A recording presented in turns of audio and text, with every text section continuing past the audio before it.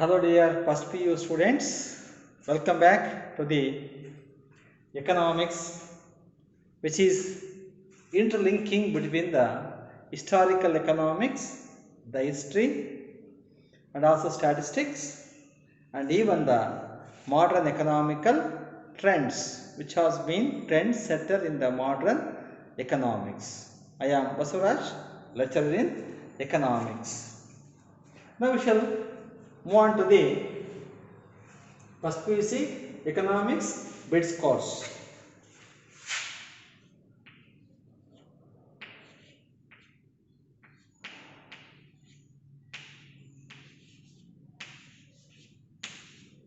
Bits course. You know very well, you are already following my various classes. Already we had been completed successfully the 4th class. This is 5th class. ನೀವು already ನೋಡಿದಿರಿ.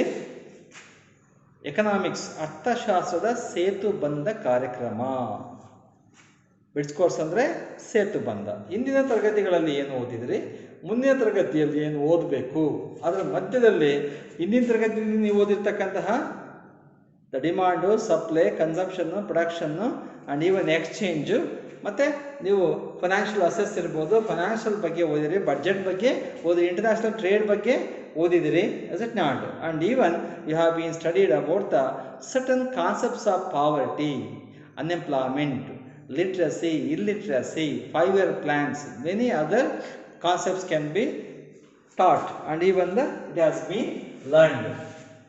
Again, it is a part of the subject. What we had studied in the last class, it was subject matter which is considering with the economic activities. Last class alli nodidre economic activities. ಈ economic activities ಅಂದರೆ ಏನು, ಅದಕ್ಕೆ ಯಾವ್ಯಾವ economic activities ಇದ್ದಾವೆ, ಅದಕ್ಕೆ examples we had been ನಾವು ನೋಡಿದ್ದೀವಿ. ಹಾಗೆ ನೋಡಿದಾಗ ದ ಸ್ಟ್ಯಾಟಿಸ್ಟಿಕ್ಸಲ್ಲಿ economic activities are most important part to be learn under the various heads. It may be consumption, production, distribution, exchange. Exchange has not been in your first PU syllabus. It has been deleted. But other concepts are there. But when we study about the present economical trends and concepts and consequences, problems and concepts can be. ಅರ್ಥಶಾಸ್ತ್ರದ ಪರಿಭಾವನೆಗಳನ್ನು ಅಧ್ಯಯನ ಮಾಡಬೇಕಾದ್ರೆ ನಾವು ಸಾಮಾನ್ಯವಾಗಿ ಏನು ಮಾಡ್ತೀವಿ,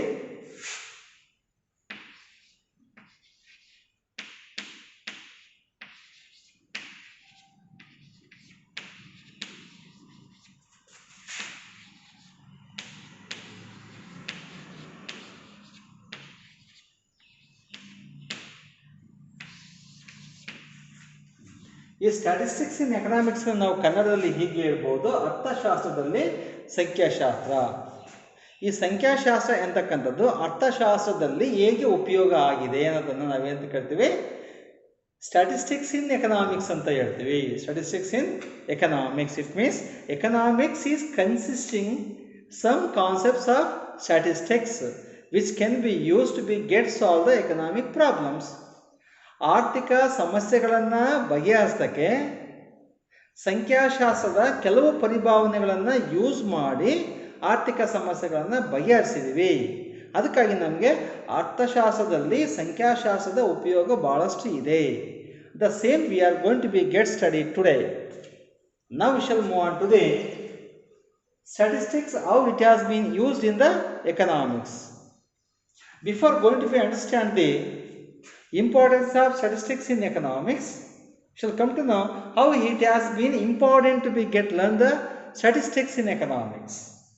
ಅರ್ಥಶಾಸ್ತ್ರದಲ್ಲಿ ಸಂಖ್ಯಾಶಾಸ್ತ್ರವನ್ನು ಯಾಕೆ ಓದಬೇಕು, ಓದೋದ್ರಿಂದ ಏನು ಉಪಯೋಗ ಇದೆ ಅನ್ನೋದು ಇಂಪಾರ್ಟೆಂಟ್. ನೀವು ಏನೇ ಸಬ್ಜೆಕ್ಟನ್ನು ಓದಿ ಫಸ್ಟ್ ಏನು ಉಪಯೋಗ ಇದೆ, ನಾನು ಏನು ಕನ್ನಡ ಓದ್ತೀನಪ್ಪ, ಕನ್ನಡ ಓದೋದ್ರಿಂದ ನನಗೇನು ಉಪಯೋಗ ಇದೆ, ನಾನು ಒಳ್ಳೆಯ ಭಾಷಣಕಾರ ಆಗಬಹುದು, ಭಾಷೆಯ ಮೇಲೆ ಇಡ್ತಾ ಇರ್ಬೋದು, ಪದವನ್ನು ಬಳಕೆ ಮಾಡಬೇಕಾದ್ರೆ ಯಾವ ಪದವನ್ನು ಯಾವ ಸಂದರ್ಭದಲ್ಲಿ ಬಳಸಿದರೆ ನನಗೆ ತೊಂದರೆ ಆಗಲ್ಲ, ನನಗೆ ಯಾರೂ ಬೈಯಲ್ಲ. ಯಾವುದೋ ಒಂದು ಸಂದರ್ಭಕ್ಕೆ ಯಾವುದಾವುದೋ ಪದವನ್ನು ಯೂಸ್ ಮಾಡಿದ್ರೆ ಇವನೇನು ಹಿಂಗೆ ಮಾತಾಡ್ತಾನೆ, ಆ ಪದದ ಅರ್ಥನೇ ಗೊತ್ತಿಲ್ಲ ಅಂತೆಯೇ ಮಾತಾಡ್ತಾರೆ. ಹಾಗಾಗಿನೇ ಪ್ರತಿಯೊಂದು ವಿಷಯಕ್ಕೂ ತನ್ನದೇ ಆಗಿರ್ತಕ್ಕಂಥ ಮಹತ್ವ ಇರುತ್ತೆ. ಇಲ್ಲಿ ಹಾಗೆಯೇ ಸ್ಟಾಟಿಸ್ಟಿಕ್ಸ್ಗೆ ಅರ್ಥಶಾಸ್ತ್ರದಲ್ಲಿ ತನ್ನದೇ ಆಗಿರ್ತಕ್ಕಂಥ ಮಹತ್ವ ಇದೆ. We will come to know when we study about the socio-economic status of any country. ಯಾವುದೇ ಒಂದು ದೇಶದ ಆರ್ಥಿಕ ಮತ್ತು ಸಾಮಾಜಿಕ ಪರಿಸ್ಥಿತಿಯನ್ನು ಅರ್ಥ ಮಾಡ್ಕೊಳ್ಬೇಕಾದ್ರೆ ಅಲ್ಲಿರ್ತಕ್ಕಂಥ ಜನಗಳು ಬಡವರು ಶ್ರೀಮಂತರು, ಸಂಸ್ಕೃತಿ ಹೇಗೆ, ಅವರ ಆದಾಯ ಹೇಗೆ, ಎಷ್ಟು ಜನ ಬಡವರು ಇದ್ದಾರೆ, ಎಷ್ಟು ಜನ ಶ್ರೀಮಂತರಿದ್ದಾರೆ, ಎಷ್ಟು ಜನ ಮಧ್ಯಮ ವರ್ಗದವರಿದ್ದಾರೆ. So while studying the socio economic life of the people we's to be come out with how many poor people are there, how many rich are there, how many middle class are there, how many advanced are there, and even how many people living below the poverty line, above the poverty line, literates, illiterates, is it not? So such backgrounds can possibly be get understand. But how many are highly educated, how many are illiterates, and many other things can be. How many can be possible to be with the technical know-how, economically backward, economically advanced. So various things can be. How many farmers are using the modern implements in order to be have the cultivating the lands by the modern technology. This is what as we must be understand these in comparison of the present world and also previous world. ಇಂದಿನ ಕಾಲದಲ್ಲಿ ಈಗಿನ ಕಾಲಕ್ಕೂ ಎಷ್ಟೊಂದು ಬದಲಾವಣೆ ಆಗಿದೆ ಅನ್ನೋದನ್ನು ಅರ್ಥ ಮಾಡ್ಕೊಳ್ಬೇಕಂದ್ರೆ ನಾವು ಸಾಮಾಜಿಕ ಮತ್ತು ಆರ್ಥಿಕ ಪರಿಸ್ಥಿತಿಯನ್ನು ಯಾವುದೇ ದೇಶದಲ್ಲಿ ಅಧ್ಯಯನ ಮಾಡಬೇಕಾಗುತ್ತೆ. That's why we can have the relative study.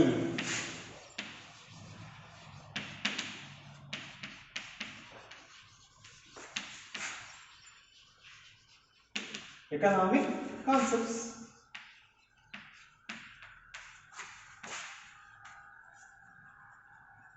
Problems or issues. It may be 400.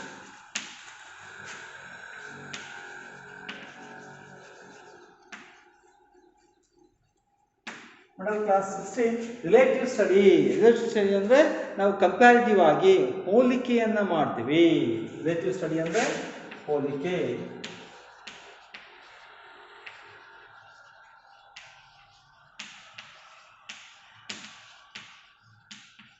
ಹೋಲಿಕೆಯೊಂದಿಗೆ ಯಾವುದೇ ಆರ್ಥಿಕ ಪರಿಭಾವನೆಗಳನ್ನು, ಸಮಸ್ಯೆಗಳನ್ನು, ಇಶ್ಯೂಸ್ ಅಂದರೆ ಸಮಸ್ಯೆಗಳು, ಈ ಸಮಸ್ಯೆಗಳನ್ನು ಅಧ್ಯಯನ ಮಾಡ್ತೀವಿ.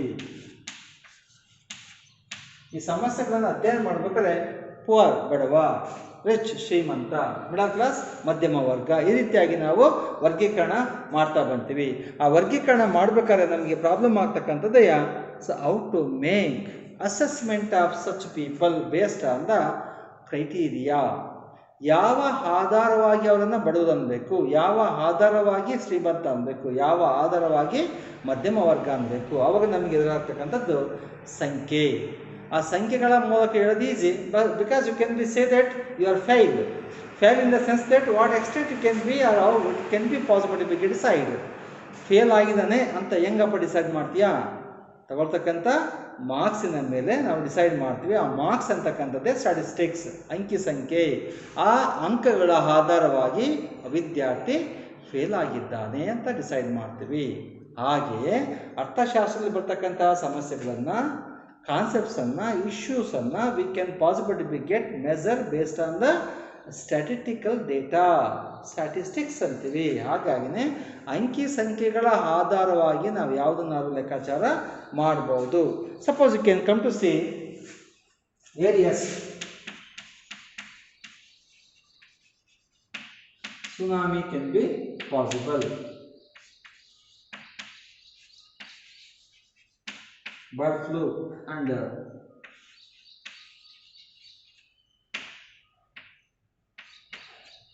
19 nothing but COVID-19. Suppose it has been about 22 lakh people died.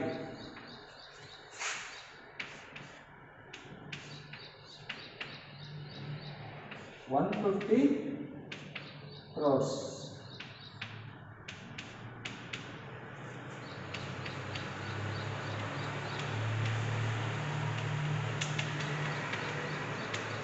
Suppose 22 lakh people died of COVID-19. ಈ ಕೊರೋನಾ ಬಂದು 22 ಜನ ಮರಣ ಹೊಂದಿದ್ದಾರೆ ಅಂತ ಹೇಳ್ಬೇಕಾದ್ರೆ ಈ 22 ಇದೆಯಲ್ವಾ, 22 ಅಂತಕ್ಕಂಥ ಸಂಖ್ಯೆ ನಮಗೆ ನಿರ್ದಿಷ್ಟವಾಗಿ ಹೇಳುತ್ತೆ. But we can say many people.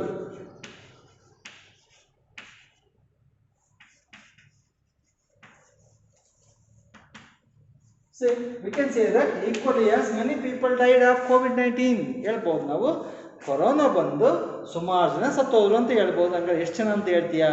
ಹೇಳಕ್ ಬರೋದೇ ಇಲ್ಲ. It may B few, it may be more, it may B innumerable can be. But when you say 22 lakh is give the exact the magnitude of the dangerousness of the COVID-19. magnitude ಅಂತಂದ್ರೆ ಪ್ರಮಾಣ, ಆ ಎಷ್ಟು ಪ್ರಮಾಣದಲ್ಲಿ ಜನಗಳು ಮರಣ ಹೊಂದಿದರು ಅನ್ನೋದನ್ನು ಹೇಳಲಿಕ್ಕೆ ಎಕ್ಸಾಕ್ಟ್ ಆಗಿ ಒಂದು ನಂಬರ್ ಸಿಕ್ಕರೆ that number has been given by the statistics. ಈ 22 ಲಕ್ಷ ಅಂತಕ್ಕಂಥದ್ದನ್ನು ಕೊಟ್ಟಿದ್ದೆ ಸ್ಟ್ಯಾಟಿಸ್ಟಿಕ್ಸ್ ಹೇಳ್ತಾರೆ. U C the statistics of India, how many people have been died of COVID-19. ಯಾಕೆಂದ್ರೆ ಹೇಳ್ಬೋದು ನೋಡ್ರಿ, ಅಲ್ಲಿ ಅಂಕಿ ಸಂಖ್ಯೆ ಬಿಟ್ಟಿದ್ದಾರೆ. ಅವರು ಮೆಡಿಕಲ್ ಡಿಪಾರ್ಟ್ಮೆಂಟ್ನವರು ಮತ್ತು ಆಸ್ಪತ್ರೆಯವರು ಕೊಟ್ಟಿದ್ದಾರೆ ಯಾವ್ಯಾವ ಆಸ್ಪತ್ರೆಗಳಲ್ಲಿ, ಯಾವ್ಯಾವ ಜಿಲ್ಲೆಯಲ್ಲಿ, ಯಾವ್ಯಾವ ಸ್ಟೇಟಲ್ಲಿ ಎಷ್ಟು ಜನ ಮರಣ ಹೊಂದಿದ್ದಾರೆ ಅಂತ ಅವರೇ ಕೊಟ್ಟಿದ್ದಾರೆ ಗೌರ್ಮೆಂಟ್ ಅಂತ ನಾವು ಡೇಟಾ ನೋಡ್ತೀವಿ. The data has been supplied by the statistics. ಅವಾಗ ದೇಶದ ತುಂಬೆಲ್ಲ ಎಷ್ಟು ಜನ ಮರಣ ಹೊಂದಿದ್ದಾರೆ ಅವನ್ನ ಸಂಕ್ಷಿಪ್ತವಾಗಿ ಹೇಳ್ತೀವಿ. 24 ಲಕ್ಷ ಜನ ಸತ್ತಿದ್ದಾರೆ ಅಂತ. ಅದನ್ನೇ 20 ಲಕ್ಷ ಅಲ್ಲ, 22 ಲಕ್ಷ ಅಂತ ಏನು ಸಂಖ್ಯೆ ಕೊಡ್ತಾರಲ್ವ, 22 ಅಂತಕ್ಕಂಥ ಈ 2 ಡಿಜಿಟ್ ನಂಬರ್ ಇದೆಯಲ್ವಾ, this is nothing but to be called as statistics ಅಂತಲೇ ಅರ್ಥ. Otherwise we cannot be suppose many people have died ಅಂದರೆ ನಮ್ಗೆ ಏನು ಗೊತ್ತೇ ಆಗೋದಿಲ್ಲ. ಅದು 22 ಲಕ್ಷ ಅಂತ ತಾನಾಗೆ ಗೊತ್ತಾಗುತ್ತೆ. 20 ಲಕ್ಷ 22 ಲಕ್ಷ ಬಿಡ್ಬಿಡಿ, ಓನ್ಲಿ 2 lakhs ಅಂತ ಇಟ್ಕೊಳ್ಳಿ. 2 lakhs ಪೀಪಲ್ ಅಂದ ತಕ್ಷಣ ಏನಾಗುತ್ತೆ, 2 ಲಕ್ಷ ಅಂದರೆ ಕಡಿಮೆ, 22 ಲಕ್ಷ ಜಾಸ್ತಿ. This is what we call as relative study of economic concepts and issues and problems. ಹೀಗೆ ಕಂಪ್ಯಾರಿಸನ್ ಮಾಡೋಕ್ಕೆ ಬರುತ್ತೆ. Suppose India has more people have been died than the other countries ಅಂತ ಹೇಳ್ಬೋದು. Or China can be. American people have been died more than India can be. So that's ಅಮೆರಿಕದ ಜನಸಂಖ್ಯೆ ಕೋವಿಡ್ನಿಂದಾಗಿ ಭಾಳಷ್ಟು ಜನ ಸತ್ತಿದ್ದಾರೆ, ಭಾರತದಲ್ಲಿ ಕಡಿಮೆ ಸತ್ತಿದ್ದಾರೆ ಅಂತ ನಾವು ಕಂಪೇರ್ ಮಾಡಲಿಕ್ಕೆ ಈ ಡೇಟಾನೇ ಹೆಲ್ಪ್ ಮಾಡುತ್ತೆ. ಅಮೆರಿಕದಾಗೂ ಸುಮಾರು ಜನ ಸತ್ತಿದ್ದಾರೆ, ಇಂಡಿಯಾದಾಗೂ ಸುಮಾರು ಜನ ಸತ್ತಿದ್ದಾರೆ ಅಂತ. ಏನು ಸುಮಾರು ಜನ ಅಂದರೆ ಅಸಟ್ ನಾಡ್ ಹಂಗೆ ಹೇಳಿದ್ರೆ ಯಾರು ಒಪ್ಪೋದೇ ಇಲ್ಲ. Suppose there accident has been taken place ಅಂತ ವಾಸ್ ಇಟ್ ನ್ಯಾಷನಲ್ ಹೈವೇ 48 ಅಂತ ಹೇಳಿದ್ರೆ ಯಾರಿಗೂ ಗೊತ್ತಾಗೋದಿಲ್ಲ. ನ್ಯೂಸ್ ಪೇಪರಲ್ಲಿ ರಾಷ್ಟ್ರೀಯ ಹೆದ್ದಾರಿಯಲ್ಲಿ ಬಸ್ ಆಕ್ಸಿಡೆಂಟ್ನಿಂದಾಗಿ ಸುಮಾರು ಜನ ಮರಣ ಹೊಂದಿದ್ದಾರೆ ಅಂದರೆ ಯಾರಿಗೆ ಏನು ಅನಿಸೋದಿಲ್ಲ. ಆದರೆ ಅದೇ ಕಾನ್ಸೆಪ್ಟನ್ನು ಸ್ಟ್ಯಾಟಿಸ್ಟಿಕ್ಸ್ ಬೇಸ್ಡ್ ಆಗಿ ಹೇಳಿದರೆ ಹೇಗೆ, ರಾಷ್ಟ್ರೀಯ ಹೆದ್ದಾರಿಯಲ್ಲಿ ಬಸ್ ಅಪಘಾತದಿಂದಾಗಿ 12 ಜನ ಮರಣ ಹೊಂದಿದ್ದಾರೆ. ಅದಕ್ಕೆ ನಾನು ಯಾರಿಗೂ ಸಮೇತೆಯ ಅನಾಹುತ ಆಗಿಲ್ಲ. ಈ ರೀತಿಯಾಗಿ ಕೊಟ್ಟಾಗ ಏನಾಗುತ್ತೆ, ಆ 12 ಜನ ಅಂತಕ್ಕಂಥ ಸಂಖ್ಯೆ ಹೇಳುತ್ತೆ ನಮಗೆ, ಭಾಳ ಜನ ಮರಣ ಹೊಂದಿದ್ದಾರೆ. ಅದಕ್ಕೆ ನಾನು ಒಬ್ಬರು ಮರಣ ಹೊಂದಿದ್ದಾರೆ, ಆವಾಗ ತಾನಾಗೆ ಗೊತ್ತಾಗುತ್ತೆ ನಮಗೆ ಕಡಿಮೆ ಸಂಖ್ಯೆಯಲ್ಲಿ ಮರಣ ಹೊಂದಿದ್ದಾರೆ ಅಂತ. ಹಾಗೆ the magnitude of the issue can possible be get say exactly by the statistics. ನಾವು ಸ್ಟ್ಯಾಟಿಸ್ಟಿಕ್ಸ್ ಇಲ್ದಂಗೆ ಬರೀ ಮಾತಾಡಿದ್ರೆ, ಬರೀ ಹೇಳಿದ್ರೆ ಅದಕ್ಕೇನು ವ್ಯಾಲ್ಯೂ ಇರೋದಿಲ್ಲ. That's what as statistics can give the information very perfectly with the perfect digits of the statistical data. ಹಾಗಾಗಿನೇ ಅಂಕಿ ಸಂಖ್ಯೆಗಳ ಮೂಲಕ ಎಕನಾಮಿಕ್ಸು ನಿರ್ದಿಷ್ಟವಾಗಿ ಮಾಹಿತಿಯನ್ನು ಹೇಳಕ್ಕೆ ಬರುತ್ತೆ.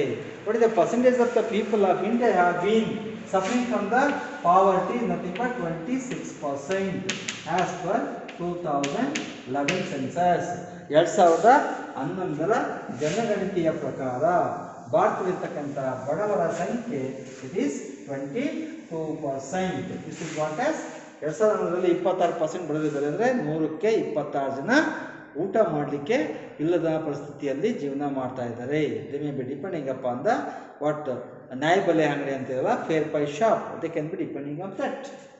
ಅಂದರೆ ಭಾರತದಲ್ಲಿ BPL families have been about 26 ಅಂತ ಹೇಳುತ್ತೆ ಡೇಟಾ. ಆವಾಗ ಗೊತ್ತಾಗುತ್ತೆ 22% ಅಂದರೆ ಭಾರತದಲ್ಲಿ ಬಡತನ ಇನ್ನೂ ಜಾಸ್ತಿ ಇದೆ ಅಂತ ತೋರಿಸುತ್ತೆ. ಅದನ್ನೇ ಭಾರತದಲ್ಲಿ 6% BPL ಇದೆ ಅಂತಂದರೆ ಭಾರತದಲ್ಲಿ ಬಡವರ ಸಂಖ್ಯೆ ಕಡಿಮೆ ಇದೆ ಅಂತ ಹೇಳುತ್ತೆ. This is what as we can make the comparative study of the problems of economic. Suppose the production also can be possible, and even measuring the level of the other concepts also can possible to be get study. In this way, whatever the things can be happen, we can say economic issues and also other problems can be studied very perfectly with the help of the statistics anta artha. So in this way, systematic form of the study of economics can be done through the statistics. ಹಾಗಾಗಿನೇ statistics ಅಂತಂದ್ರೆ it must be need to be supplied about the facts.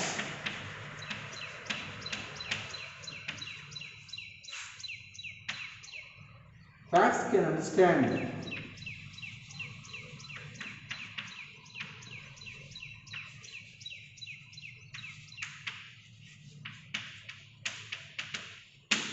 COVID-19 ಅಲ್ಲಿ how many people have positive ಅಂತ ಹೇಳಿದ್ರೆ ನಾವು data ತೆಗಿಬೇಕು, ಆ ಅಂಕಿ ಸಂಖ್ಯೆ ನೋಡಬೇಕು, ಯಾವ ತಾರೀಕಿಗೆ ಎಷ್ಟಾಗಿದೆ, ಈ end of the August what the number of people have positive ಅಂತ ನೋಡ್ಬೇಕಂದ್ರೆ you must be go to the data. The data has been supplied by statistics. That statistics can help us to be get study and make something for economic development. ಹಾಗಾಗಿನೇ ಹೋದ ವರ್ಷದ ಆರ್ಥಿಕ ಯೋಜನೆಗಳೇನಿದ್ದಾವೆ, ಪಂಚವಾರ್ಷಿಕ ಯೋಜನೆಗಳಿದ್ದಾವೆ, ಅವುಗಳನ್ನು ನೋಡಿದಾಗ ಗೊತ್ತಾಗುತ್ತೆ ಮುಂದೆ ನಾವೇನು ಮಾಡಬೇಕು ಅಂತ. Based on the plans reviewed of the previous year 5-year plans, we can make the measures to be what to do in the next plans. This is what as statistics help us to be study about the economics very perfectly. ಹಾಗಾಗಿನೇ ಅರ್ಥಶಾಸ್ತ್ರವನ್ನು ಸರಿಯಾಗಿ ಅರ್ಥ ಮಾಡ್ಕೊಳ್ಬೇಕಂತಂದ್ರೆ we must need a statistics. We can come to see this can be give us what the most of the economists have been used.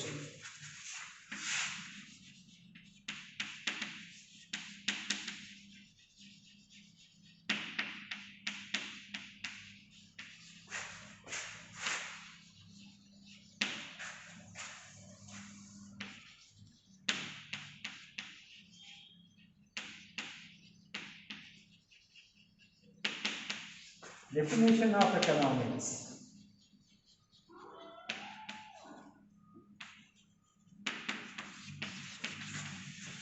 Yes, shall come out with the same. Economics is the study of how people.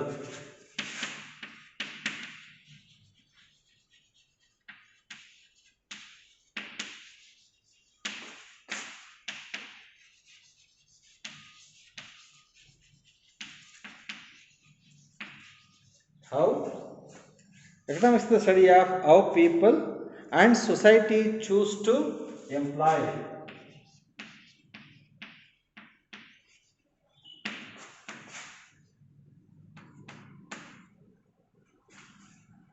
The society choose how people and society choose to employ scarce resources.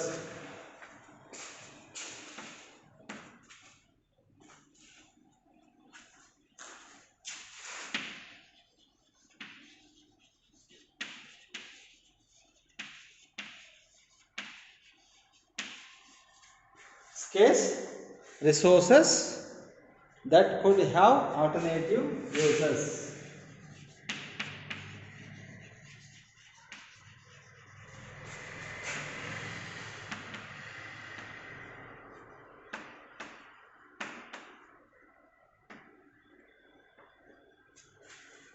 Alternative uses in order to produce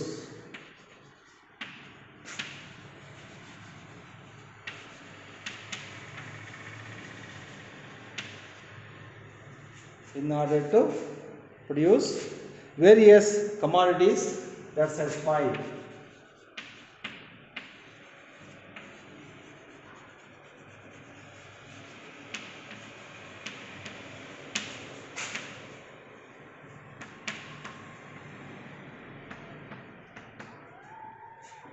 That satisfy their wants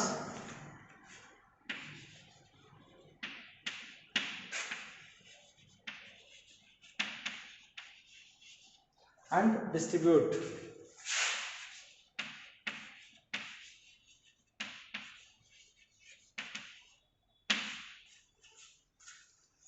wants and distribute them for consumption among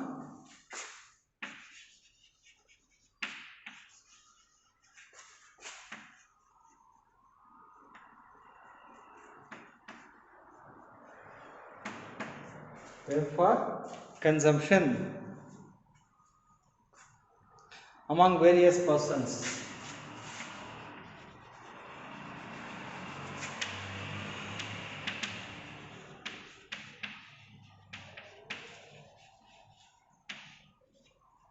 Various persons and groups in society.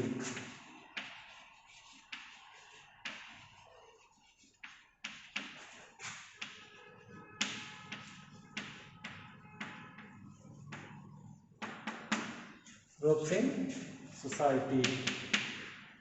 Say what most of the economists, ಬಹಳಷ್ಟು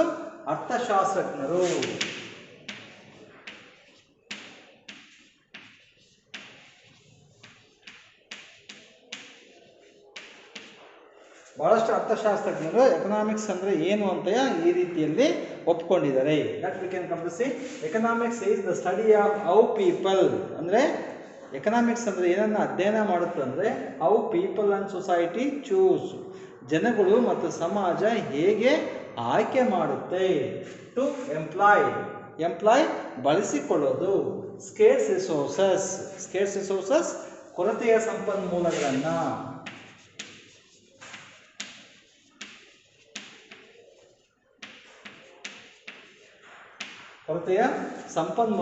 that could have alternative uses, ಆ ಕೊರತೆಯ ಸಂಪನ್ಮೂಲಗಳು alternative ಆಗಿ use ಮಾಡೋಕ್ಕೆ ಬರುತ್ತೆ, ಅಂದರೆ ಬದಲಾಗಿ ಬಳಕೆ ಮಾಡಲಿಕ್ಕೆ ಬರುತ್ತೆ, ಬದಲಿ ಬಳಕೆ.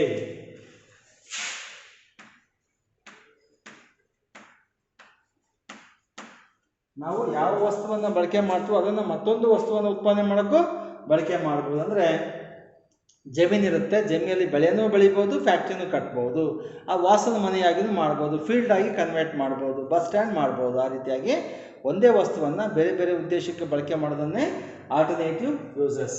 ಇನ್ ಆರ್ಡರ್ ಟು ಪ್ರೊಡ್ಯೂಸ್, ಆ ಆಲ್ಟರ್ನೇಟಿವ್ ಯೂಸ್ ಯಾಕೆ ಮಾಡ್ತೀವಿ ಅಂದರೆ ಪ್ರೊಡ್ಯೂಸ್ ಮಾಡಬೇಕು. ವೇರಿಯಸ್ ಕಮಾಡಿಟೀಸ್, ಬೇರೆ ಬೇರೆ ಸರಕುಗಳನ್ನು ನಾವು ಉತ್ಪಾದನೆ ಮಾಡಬೇಕು,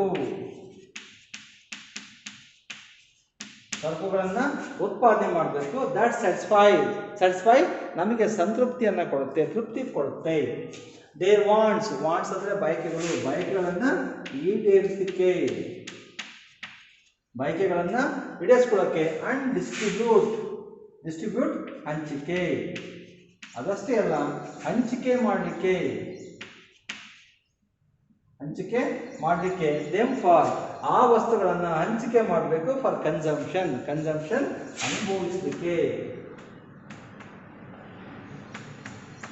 ಅನುಭೋಗ ಮಾಡಲಿಕ್ಕೆ. Among various persons and groups in society, ಸಮಾಜದ ಬೇರೆ ಬೇರೆ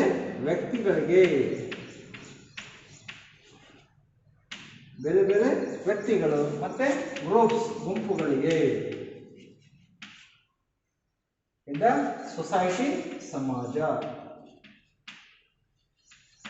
ಸಮಾಜದ ಬೇರೆ ಬೇರೆ ಜನಗಳಿಗೆ, ಬೇರೆ ಬೇರೆ ಜನರ ಗುಂಪುಗಳಿಗೆ ಅವನ್ನ ವಿಂಗಡಣೆ ಮಾಡಬೇಕು. ಆ ರೀತಿಯಾಗಿ ಈ ಕೆಲಸ ಮಾಡಬೇಕು. ಒಟ್ಟಾರೆ ಸಮಾಜದಲ್ಲಿ ಜನಗಳಿಗೂ ಏನು ಬೇಕು ವಸ್ತುಗಳು ಅವನ್ನ ಉತ್ಪಾದನೆ ಮಾಡಿ ಅವರಿಗೆ ಹಂಚಿಕೆ ಮಾಡಿ ಅವರ ಆಸೆಗಳನ್ನು ಆಲ್ಟರ್ನೇಟಿವ್ ಆಗಿ ನಾವು ಬಗೆಹರಿಸಬೇಕು. ಹಾಗೆ ಮಾಡ್ತಕ್ಕಂಥ ಕೆಲಸವನ್ನೇ ಯಾವುದು ಮಾಡುತ್ತೋ ಇಟ್ ಇಸ್ ನಥಿಂಗ್ ಬಟ್ ಬೇಕಾದ್ರೆ ಎಕನಾಮಿಕ್ಸ್ ಅಂತ ಹೇಳಿದ್ರು. ಇದು one of the use definition ever. But even the this has to be for most important for 2 marks. 2 marksಗೆ ಇದನ್ನು ಕೇಳೋ ಅಗತ್ಯ ಇರುತ್ತೆ. Come to say the statistics in economics ಅಂತ ಬಂದಾಗ, ಅರ್ಥಶಾಸ್ತ್ರದಲ್ಲಿ ಸಂಖ್ಯಾಶಾಸ್ತ್ರ ಅಂತ ಬಂದರೆ,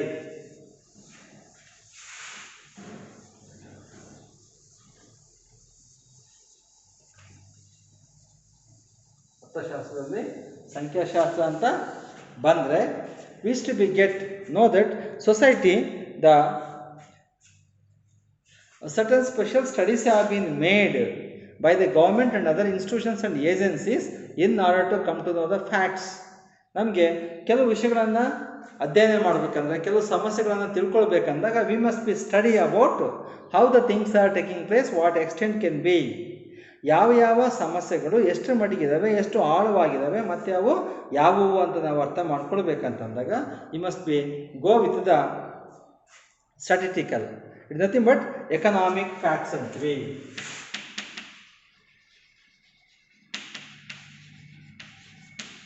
economic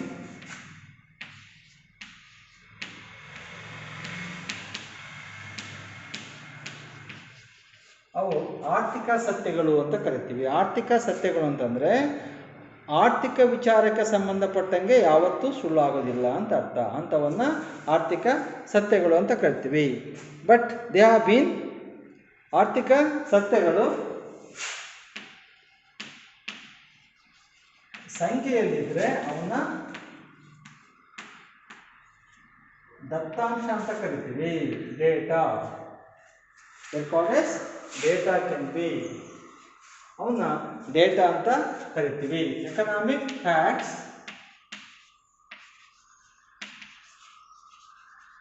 in the form of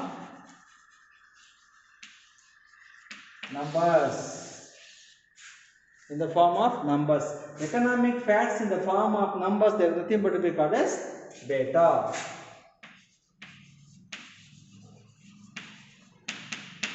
See, this is data. Data ಅಂದರೆ ದತ್ತಾಂಶ ಅಂತ ಕರಿತೀವಿ. ಯಾವುದೇ ಮಾಹಿತಿ ಅಂಕಿ ಸಂಖ್ಯೆಗಳನ್ನು ಒಳಗೊಂಡಿದ್ರೆ ಆ ಅಂಕಿ ಸಂಖ್ಯೆಗಳು ಯಾವಾಗಲೂ ಸತ್ಯವಾಗಿರ್ತವೆ. ಭಾರತದಲ್ಲಿ ಜನಸಂಖ್ಯೆಯ ಪ್ರಮಾಣ 126 ಕೋಟಿ ಅಂದರೆ 126 ಅನ್ನೋದು ಒಂದು ಸತ್ಯಾಂಶ. ಯಾಕಂದ್ರೆ ಅದು ಸಂಖ್ಯೆಯನ್ನು ತೋರಿಸುತ್ತೆ.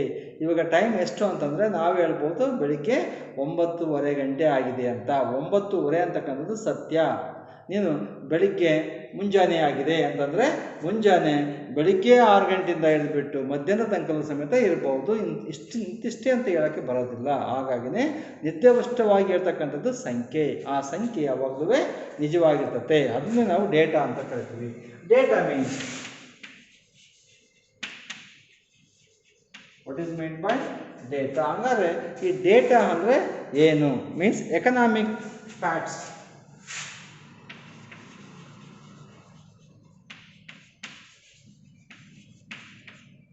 Economic facts expressed in terms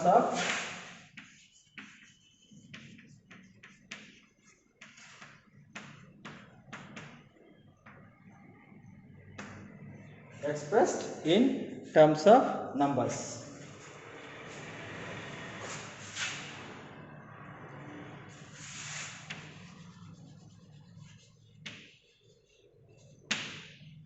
Say, data means economic facts expressed in terms of numbers is called as data. Data andre economic facts.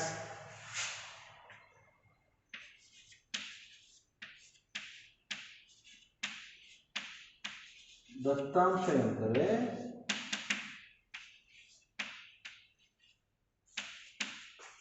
ಆರ್ಥಿಕ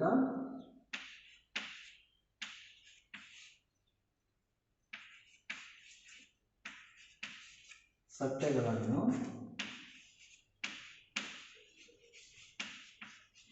ಸಂಖ್ಯೆಗಳಲ್ಲಿ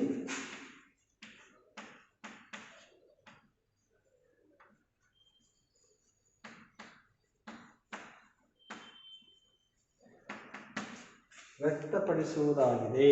ಸೇಮ್ ದತ್ತಾಂಶ ಅಂತಂದರೆ ಡೇಟಾ ಅಂತೀವಿ. ಆರ್ಥಿಕ ಸತ್ಯಗಳನ್ನು ಸಂಖ್ಯೆಗಳಲ್ಲಿ ವ್ಯಕ್ತಪಡಿಸುವುದನ್ನು ನಾವು ದತ್ತಾಂಶ ಅಂತ ಕರಿತೀವಿ. Data means economic facts expressed in terms of numbers. ಸಂಖ್ಯೆಗಳ ಮೂಲಕ ಯಾವುದೇ ಆರ್ಥಿಕ ಸತ್ಯ ಘಟನೆಗಳನ್ನು ಅಂಶಗಳನ್ನು ತೋರಿಸಿದರೆ it is nothing but be called as data ಅಂತ ಕರಿತೀವಿ. But purpose of data, data has to be get collected. The collection of data have various purposes. The purposes can be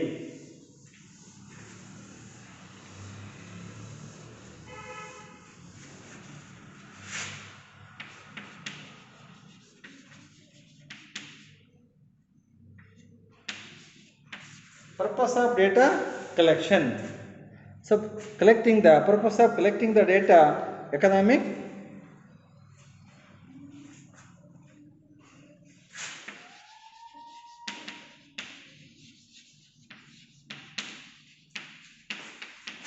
is to explain and understand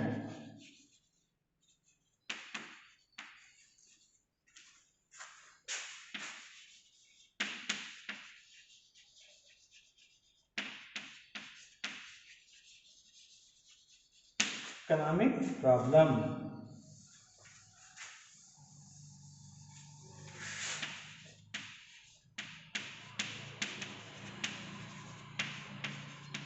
ಆರ್ಥಿಕ ದತ್ತಾಂಶಗಳ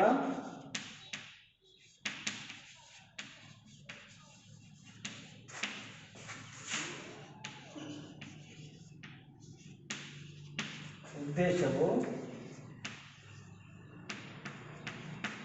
ಆರ್ಥಿಕ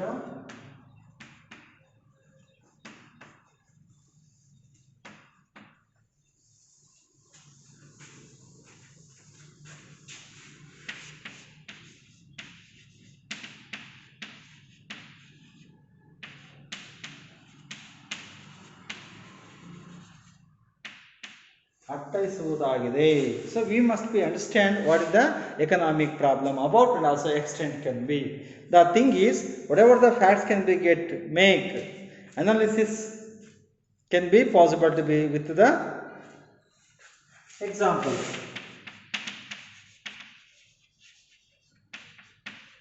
Analyze of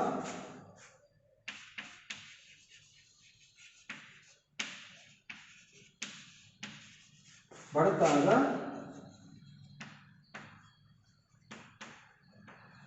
ವಿಶ್ಲೇಷಣೆ. ಬಡತನದ ವಿಶ್ಲೇಷಣೆಯನ್ನ ಮಾಡಬೇಕಂದ್ರೆ we must be need to be have data. ನೋಡಿ, analyse the poverty. Analysis of poverty. Analysis of poverty, it can be possible only with the help of the statistics can be, otherwise we cannot be possible to make. But economic policies,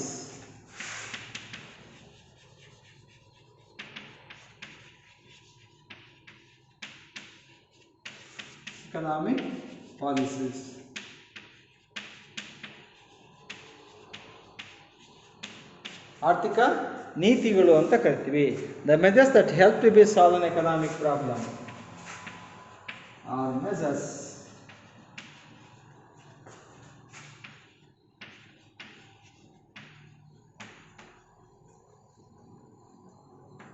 economic problems. Economic problems can be possible to get solved with the help of the economic policies. ಅಂದ್ರೆ statistics ಇಂದ ಆರ್ಥಿಕ ನೀತಿಗಳನ್ನು ನಾವು ready ಮಾಡಬಹುದು.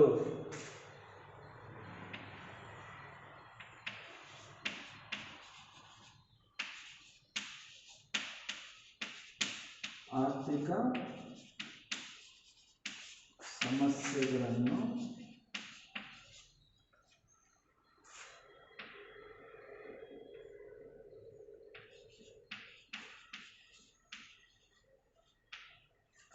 ಬಗೆಹರಿಸಲು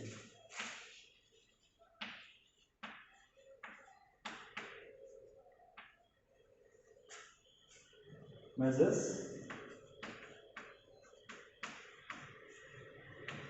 ಕ್ರಮಗಳು. ಆರ್ಥಿಕ ನೀತಿ ಅಂದರೆ ಆರ್ಥಿಕ ಸಮಸ್ಯೆಗಳನ್ನು ಬಗೆಹರಿಸಲು ಇರ್ತಕ್ಕಂತಹ ಕ್ರಮಗಳನ್ನು ನಾವೇಂತ ಕರಿತೀವಿ, ಎಕನಾಮಿಕ್ ಪಾಲಿಸೀಸ್ ಅಂತ ಕರಿತೀವಿ. In this way economic policies can possible be get make use in order B get solve the economic problems. ಆರ್ಥಿಕ ಸಮಸ್ಯೆಗಳನ್ನು ಬಗೆಹರಿಸಬೇಕಂತಂದರೆ ನಮಗೆ ಸ್ಟಾಟಿಸ್ಟಿಕ್ಸ್ ಬೇಕೇ ಬೇಕಾಗುತ್ತೆ. ಅದರಿಂದಾಗಿ without the use of statistics we cannot be possible to get solve the economic problems. That's why economic is very necessary to use the statistics in order to solve the economic problems, and also policy making can be. This is what is how the statistics is important in economics. In the next class we'll come with the other concepts. This is Basaraj. I will come back with another concept in the next bits course. Okay, thank you.